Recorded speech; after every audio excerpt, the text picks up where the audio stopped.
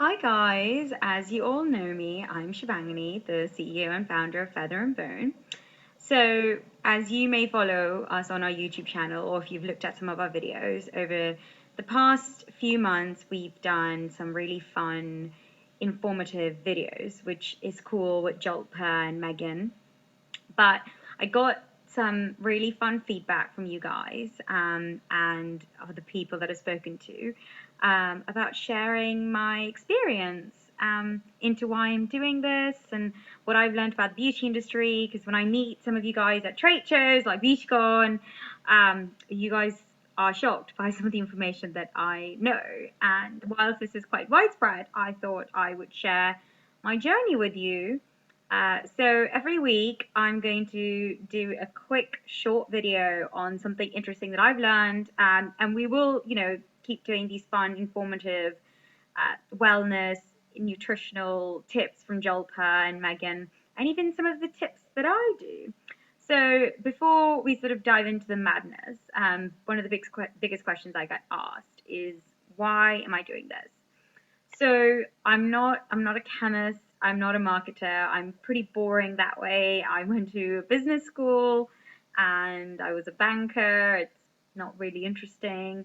But when I was 12, I had a really bad reaction to a store-bought face wash. Now, anybody who has had a bad reaction to a face wash product knows how horrible it is. And I break out like crazy, and I was 12, and that was the time I was in high school. And it's really not fun to have your entire face red and scratchy, and you're trying to impress like XYZ guy. And yeah.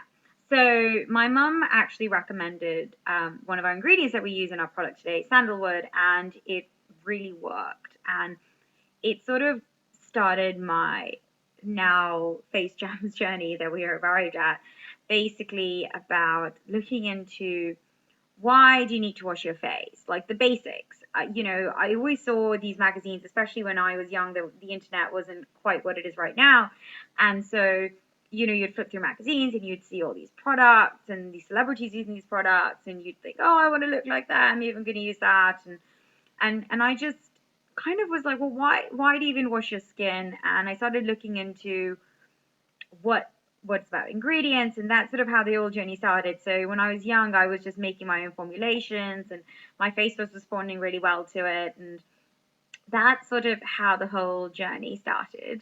The beauty industry is very complicated, so that's my sort of short story. As I mentioned, I'm not a chemist, so when I sort of first came up with this tablet concept, I had an idea. I didn't know how these things work, so I went and sat in a chemistry lab and sat and figured it out. Obviously, this is not all me. I've had so much help from so many amazing people. But that's essentially the story of why I created Face Jams. And it's really personal to me, because when I had that reaction from that product, it was pretty frustrating, because it was something that I'd been using consistently for many years, and so my face suddenly responding to it and not understanding why. And I tried everything. We tried new products. I even went to the doctor, got prescription medication. Everything just made it worse, except for putting this really fresh sandalwood on my face. And that sort of prompted me to come up with the formula. But basically, I understand your pain point, and that's why I started it. I felt that companies weren't really understanding my pain point. They were saying these things, but I couldn't really relate to it. There was, it falls under the personal care, beauty care, but it doesn't really feel personal. It felt very impersonal, and I wanted to build a company that people could relate to. It's from a consumer to you guys as consumers. So I hope that on some level you understand this. If you've had a really bad reaction to just a basic store-bought product, let me know. Leave a comment. I'd love to hear your story. So yeah, I hope my little background was fun. Next week, I will talk to you about the fun things that beauty industries, professionals, and companies don't tell you. It's going to be a whole series around that. So we're going to start with labels, which is very daunting sometimes. But I hope you have the rest of your week. It's May. It's finally getting warm out here in New York. And in case you're wondering where I am, I'm in bed recording this from my apartment because I quite stupidly this morning, walking to my workout class, did not see a pole, rammed my little ring toe into it, and now I am immobilized. Can I somehow pronounce it out? Immobilized? Immobilized. I don't know. Anyway, so that is why I'm in my bed.